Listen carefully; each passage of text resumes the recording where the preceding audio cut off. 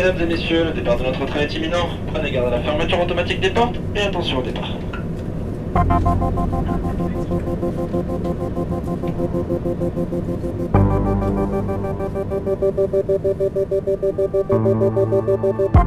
Comment anime-t-on vraiment une salle de cinéma ? Qu'est-ce qui fait que le public se souviendra d'une séance, d'une rencontre ? Et comment va-t-on chercher ce public d'ailleurs ? Je suis Mélanie Ohaillon, je travaille à la CAP. Derrière ces lettres se cache le pôle régional Images des Hauts-de-France. Parce qu'il n'y a pas qu'une seule manière de faire aimer le cinéma, j'ai eu envie de vous faire découvrir le métier de ceux et celles qui créent du lien entre les salles et les spectateurs. Dans ce premier épisode, je suis à Avesnes-sur-Helpe et je vous emmène au cinéma Le Caméo où j'ai rendez-vous avec Marie Meurant.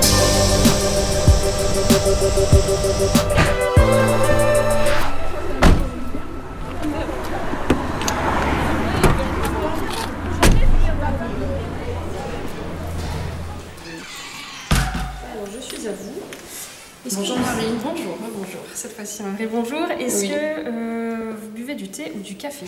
Moi, un café. Et puis on peut aller dans la salle 2 pour échanger dessus. Déjà d'accord. Je suis.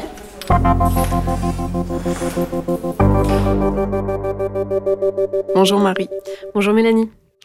Est-ce que tu peux me dire où est-ce qu'on se trouve là ? Alors là, on est dans la salle 2 du cinéma Le Caméo, donc à Avesnes-sur-Helpe. Petite bourgade du sud du nord de la France. C'est notre plus petite salle de nos deux salles. Elle fait 82 places et sa particularité, c'est qu'elle a des moulures au plafond.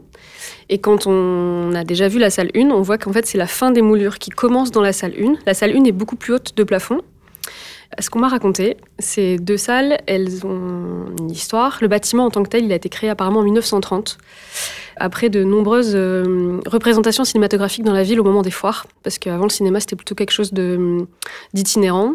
Et puis en fait, de par l'ampleur que ça avait pris, il y a des salles qui se sont construites. Et donc c'était une seule et même salle à l'époque. Enfin, en fait, on n'avait pas lieu d'avoir autant de films, et du coup on faisait qu'une seule et unique projection. Et puis en fait, de par l'évolution de la fréquentation de la salle, en 92, il y a eu des travaux et on a coupé cette grande salle en deux. Par contre, on a gardé les moulures au plafond, donc ça permet de raconter cette histoire. À l'époque, le théâtre et le cinéma, c'était quand même assez lié et les salles étaient construites sur le modèle des théâtres. Donc je pense que c'est pour ça que ça fait penser à un théâtre, aussi parce qu'on a une avant-scène sous le grand écran. Et dernièrement, j'ai rencontré une personne qui était placeur donc dans les années 60 dans cette grande salle. Et il me disait qu'il y avait plus de 900 places dans cette grande salle. Il a des vieilles images qu'il avait en Super 8 qui ont été rénovées.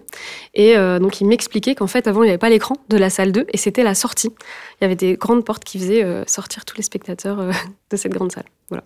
Est-ce que tu peux me dire ce que tu fais ici ? Quelle est ta fonction ? Oui, donc moi, je suis médiatrice culturelle. Mes missions principales, ça concerne la programmation. On est trois un peu à s'occuper de la programmation, c'est-à-dire qu'on a un partenariat avec une entente de programmation qui s'appelle Cinéode, donc c'est Olivier Desfossés. Et puis, moi, je discute aussi de la programmation avec Adriano, qui est le salarié de la mairie. À trois, on décide ensemble de la programmation.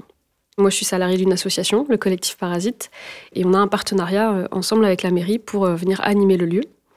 Donc, d'où mes missions de coprogrammation, d'animation, en proposant des événements, notamment sur les jeudis, mais pas que. Je suis aussi en charge de la communication, enfin en tout cas de sa coordination maintenant. J'avais jusqu'à à peu près la rentrée en charge de la coordination des dispositifs scolaires. Donc c'est ce qui est école, collège et lycée en cinéma. C'est ces temps en fait pendant le temps scolaire où des enseignants emmènent les élèves une fois par trimestre au cinéma. Et puis j'ai d'autres missions. Là, après c'est des missions qui prennent un peu moins de place dans mon agenda, mais qui toutes mis bout à bout remplissent bien mon agenda.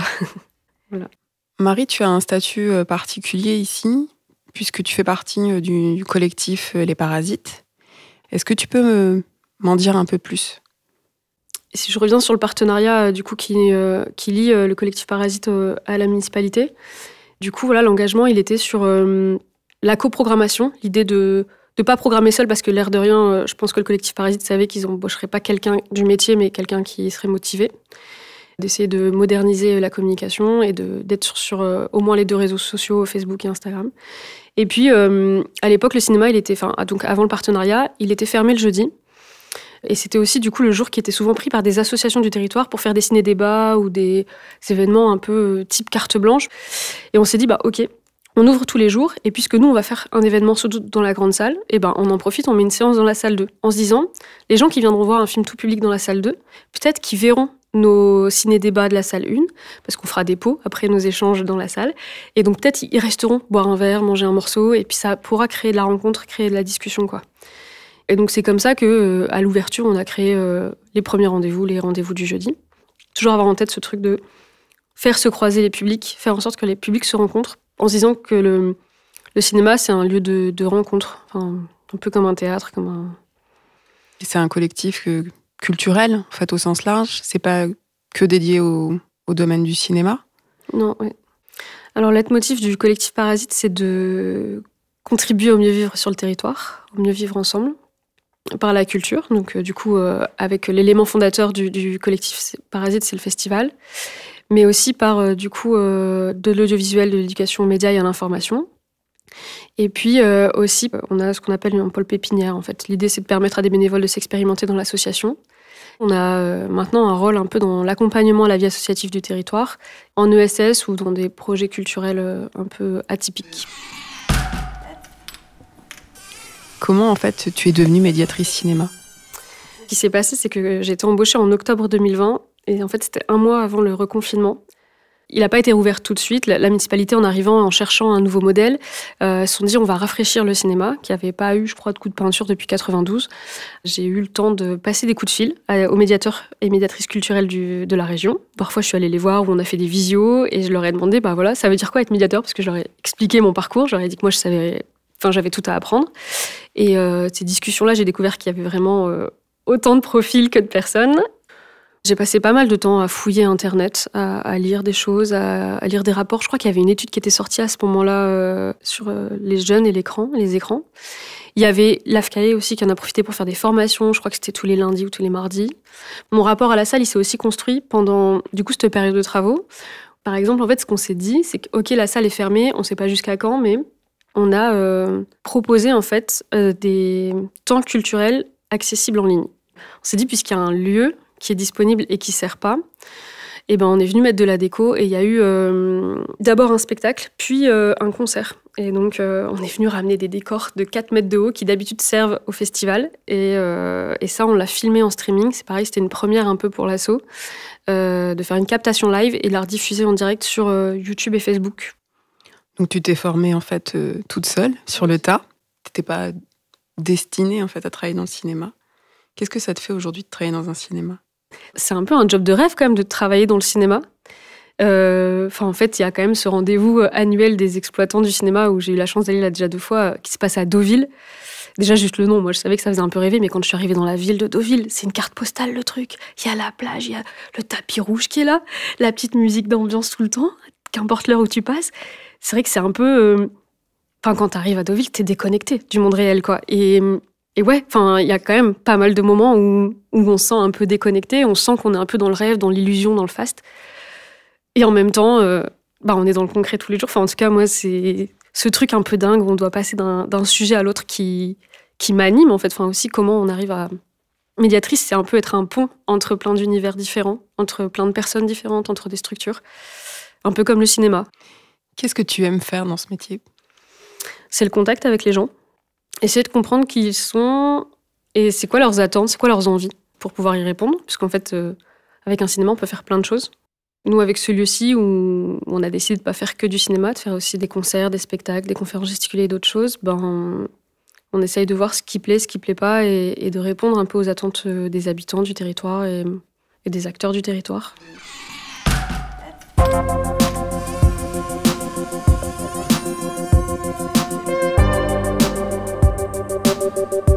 C'est quoi, du coup, tes trucs et astuces pour faire venir le public ? La première chose sur laquelle on avait travaillé avec la municipalité, c'était le prix, pour que ce soit attractif. Donc on est vraiment très bas. Notre prix plein, il est à 6 €. Ensuite, donc, il y a le travail sur la programmation. Le troisième point, moi, je pense que c'est le confort.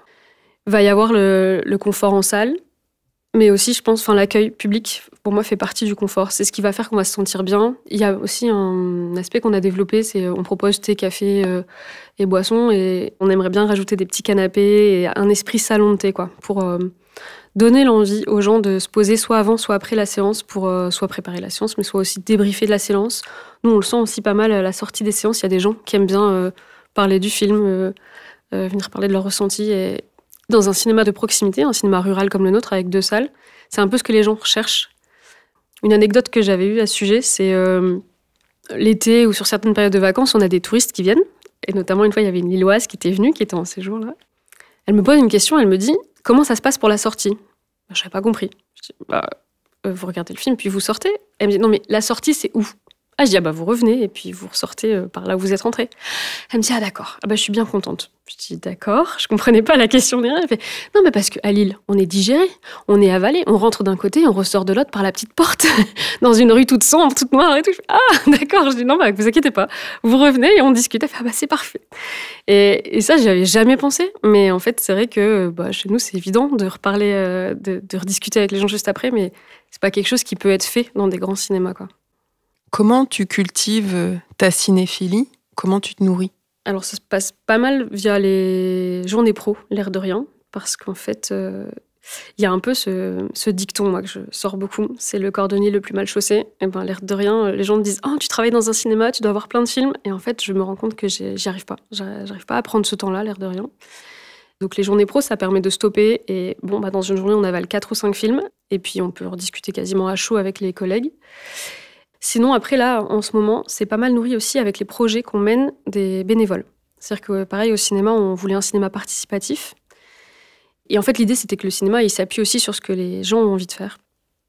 Et donc là, on a des bénévoles qui ont envie de porter des ciné-clubs un peu. Et je suis là un peu pour accompagner les bénévoles à être dans la méthodologie de projet, on va dire. Donc, en gros, on se fait des soirées ou des après-midi où on regarde des films, on en discute, on réfléchit à la thématique et on construit comme ça les projets, quoi. Est-ce que tu te souviens de séances particulières pour toi ? Ouais, il y en a une qui s'est déroulée il n'y a pas très longtemps, qui m'a marquée. C'est la journée d'ouverture du festival alimentaire. On a fait une journée double. Il y avait la projection du documentaire le matin vers 11h. On proposait une auberge espagnole le midi. Et on proposait un autre documentaire à 14h pour parler de l'arrachage des grosses thématiques sur l'agriculture et le paysage local. Et on se disait, il y aura sans doute du monde parce que c'est quelque chose de local. Mais du coup, du monde, moi, je me disais 50 personnes. Et l'après-midi, on a presque rempli la salle. On avait plus de 100 personnes. C'était la première fois qu'il y avait autant de monde pour un ciné-débat. Et donc, on rappelle qu'on est là pour parler d'idées et pas de personnes et qu'on n'est pas là pour faire des reproches, en fait, parce qu'on ne veut pas repartir avec des personnes fâchées. Parce que moi, c'est toujours un peu le truc risqué. Un ciné-débat... Un truc trop mignon, c'était... on a eu... l'avant-première du film La guerre des Lulus. C'est un film qui a été tourné pas mal dans les Hauts-de-France et du coup autour d'ici, du côté de Horse et au château de Guise. Et du coup, on a été surpris. En fait, on n'aurait pas dû, mais on a été surpris. La grande salle a été remplie. On a eu 152 personnes qui sont venues, même plus. On a dû refuser du monde. Et c'était une avant-première dans le cadre du festival d'Arras, le Arras Film Festival. Et donc, eux, ils avaient l'équipe de tournage sur place chez eux. Et nous, on avait une diffusion live. Et on pouvait poser des questions. En fait, c'est vraiment un film qui a été vu par c'était des familles qui sont venues et au moins 3 générations qui venaient. Et il y a des enfants qui voulaient poser des questions et ils étaient trop choux. Tous, ils ont demandé « Est-ce qu'il y aura un 2 ?» Et puis, en fait, il y en a pas mal aussi qui ont été figurants dans le film. Ça, c'est aussi quelque chose qui me marque beaucoup. Qu'en fait, quand les gens sont impliqués dans le film, forcément, ils viennent voir ce que ça donne, quoi. Ça va, ils ont applaudi. C'est vrai qu'on applaudit ou c'est vous? Je sais plus si il y en a qui ont applaudi. Ça devait pas être en anglais? Je sais pas. Vous m'aviez demandé, c'est vous qui m'avez demandé? Ah non, j'ai rien demandé, mais je vous demande si ça devait pas être en anglais. Non, après on va l'étudier avec la grande évasion, tout ça, on va faire, vous inquiétez pas. Très bien. Mais il valait mieux peut-être que ce soit en français. Aujourd'hui, comment tu arrives à incarner cette salle, à lui donner en fait une chaleur à ses habitants en fait qui avaient perdu l'habitude d'y venir? Aujourd'hui, on est le 8 décembre. Du coup, tous les 8 du mois, on a un rendez-vous régulier. En fait, c'est un peu un ciné-club féministe. Et en fait, c'est la première fois qu'on a un groupe de filles qui ont décidé de venir prendre le thé et de manger un morceau avant la projection. Elles se sont donné rendez-vous 1 heure avant pour discuter. Ça passe vraiment par ce truc-là d'être disponible, de rendre le lieu ouvert en dehors des horaires d'ouverture et en dehors de son usage habituel. Je crois que c'est ça qui fait que le lieu devient accueillant et chaleureux. Moi, j'ai un petit truc aussi, c'est que j'essaye d'appeler les gens par leur prénom ou par leur nom. Du coup, très vite, je demande comment les gens s'appellent pour pouvoir dire « Ah, comment tu vas, un tel ?» Et je trouve que ça donne un côté unique aussi de pouvoir appeler les gens. Le cinéma traverse aujourd'hui une crise. Comment tu imagines la salle de demain? Nous, on a connu une hausse d'entrée par rapport à 2019. Mais du coup, je pense que c'est lié au fait qu'on est arrivé et qu'on a fait beaucoup plus d'actions. Et donc, comment on voit la salle demain ? Donc, c'est de pouvoir continuer toutes les actions qu'on a déjà commencées et de pouvoir, si possible, en faire d'autres. Parce qu'en fait, en vrai, on est 2 personnes du collectif Parasite à travailler sur l'animation du lieu et on est encore trop peu pour pouvoir faire tout ce qu'on voudrait faire. C'est assez frustrant de voir que soit on doit dire non, soit on doit mal faire 2 choses parce qu'on n'arrive pas à faire tout bien. Et du coup, après, si je parle de demain, je pense qu'on est plusieurs là un peu dans les personnes qui s'occupent du cinéma à avoir en tête que ici notre salle elle doit se restructurer. En fait, on est un vieux bâtiment de 1930. Il y a des marches partout, donc ça rend le bâtiment très peu accessible. Donc ça c'est une chose. Et la deuxième chose c'est du coup penser le bâtiment en termes d'écologie et d'économie quoi. En fait. Je crois que c'est du côté de Troyes. Il y a Anne Faucon qui a essayé de faire un cinéma Utopia et c'est un cinéma que j'ai envie d'aller visiter. On a déjà fait quelques visites dans l'ouest de la France et là j'aimerais bien faire des visites de l'autre côté pour aller voir ce qu'ils ont fait et pourquoi pas s'inspirer de ça pour le cinéma. C'est utopique mais en même temps les prochains gros travaux du cinéma seront des très gros travaux. Alors autant rêver un petit peu et oser un peu aller voir de ce côté-là quoi.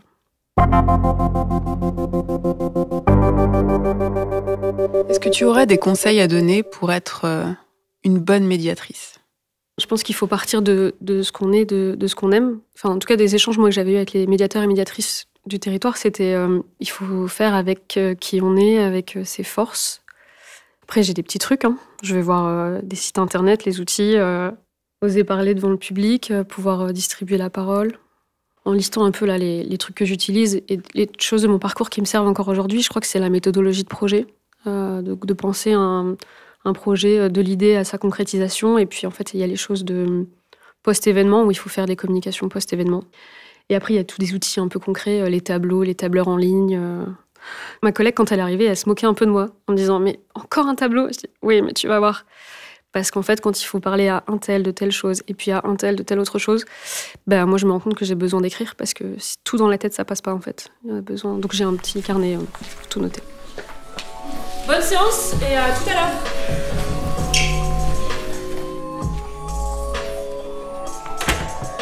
Est-ce qu'il y a quelque chose, toi, dans ton parcours qui est significatif?